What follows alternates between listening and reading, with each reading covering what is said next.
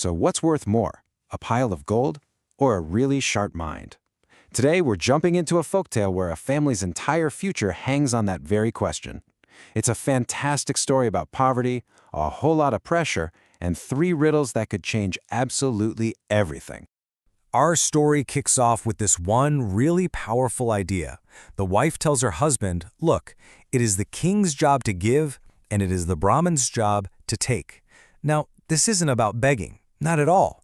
It's a statement about duty, about how society is supposed to work. And believe me, this one sentence sets the entire story in motion. So, let's meet the man right in the middle of all this, a poor but brilliant Brahmin named Pit-and-Bear. This is a guy whose head is full of knowledge, but his pockets completely empty. And Pit-and-Bear is facing a truly impossible situation. His daughter, Sukanya, is getting married, which should be the happiest time, right?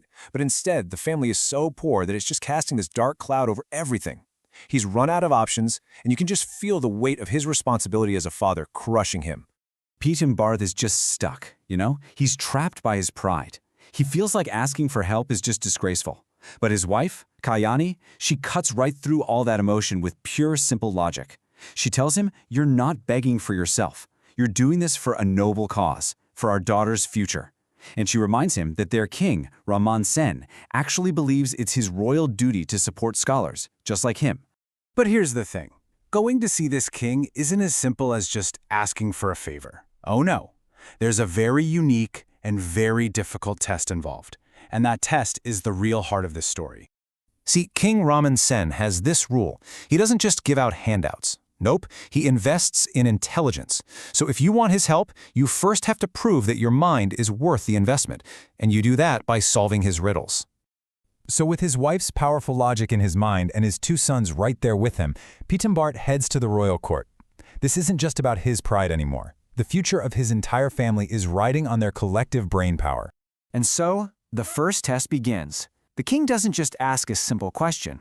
He presents Pit-and-Bear with an unfinished story, a complex puzzle about human judgment. The riddle is actually about the king's own strange behavior. First, he throws a servant in prison for disobeying an order. Seems fair, right? But then, with no explanation, he just sets the same servant free. Pit-and-Bear's job is to explain the king's logic. What was he thinking? Okay, so here's where it gets tricky. The servant disobeys a direct order, which is a big deal. But he does it to save people's lives, which is obviously a greater moral good. Then, get this, the very next night, the king himself has to abandon what he's doing to deal with a more urgent threat: enemy spies. See the parallel? And Pit-and-Bear's answer is just brilliant. He explains that the king, after facing his own dilemma, finally understood the servant's choice. He realized that true wisdom isn't about blindly following rules. It's about knowing what's most important in the moment. The Brahmin saw right into the king's mind. And just like that, the first test is passed. All right, 1 down, 2 to go. Now, the second test is for the Brahmin's first son, and this time, the riddle is a paradox that sounds completely impossible. So the king's riddle goes like this. A boy is told to find 2 people, one who only ever tells the truth and one who only ever lies. But instead, the boy comes back with just 1 man and claims this one person fits both descriptions. How is that possible? How can someone never tell a lie and also never tell the truth? And the answer is so simple, it's just beautiful. It's a perfect example of thinking outside the box. The man was mute. You see, if a person has never spoken a single word in their life, then by definition, they've never told the truth, and they've never told a lie. And with that, test number 2 is passed with flying colors. Okay, the final test.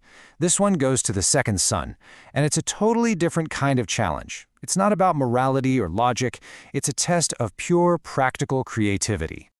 In this last riddle, a father-in-law gives his new daughters-in-law an impossible task. They have to bring him 2 gifts, fire and paper and wind and paper. I mean, how on earth can you contain fire and wind, 2 of nature's most powerful forces, in something as flimsy as paper? The second son has the first answer ready. How do you capture wind in paper? Well, you don't. You create something that makes wind from paper, a simple, elegant paper fan. And what about that second, even more impossible-sounding gift? A paper lantern. It cleverly holds fire inside of paper, turning a dangerous force into a source of light and beauty. And with that, all three riddles are solved. The family has proven their collective wisdom, no question about it.